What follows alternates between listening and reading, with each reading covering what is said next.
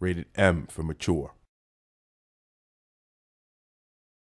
Empire Bay is the city that the game takes place in. It's based on mostly New York with a couple of other little cities mixed in there in the 1940s and 1950s. And this is the world that Vito and the player explores. One of the goals when we started really developing the characters was that we wanted these to feel like real people. They weren't just going to be stereotypes. We detail out who our characters are, what we think they would sound like, and then we sort of go out and choose the sound of our actors. We maybe test like 120, 150 different actors. Mostly guys who grew up in New York or lived in New York for a set amount of time. You kind of have to know the lingo. It's its own language. You can't really imitate it or you end up sounding like, you know, Fat Tony on The Simpsons. One of the decisions we took real early on in the project was to not use famous actors.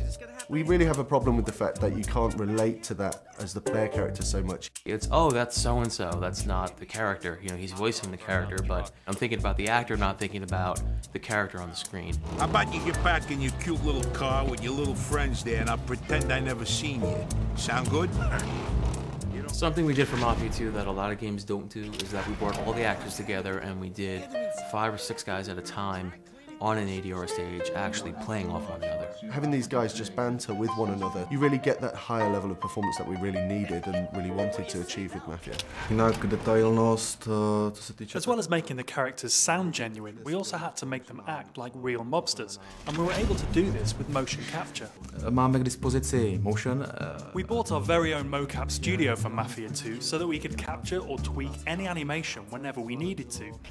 The challenging part, however, was to get all these movements and combinations to run within the memory limitations of a console and still have a fun playable game. Another thing that we insisted on with the mocap sessions was that the actors used real weapons as props.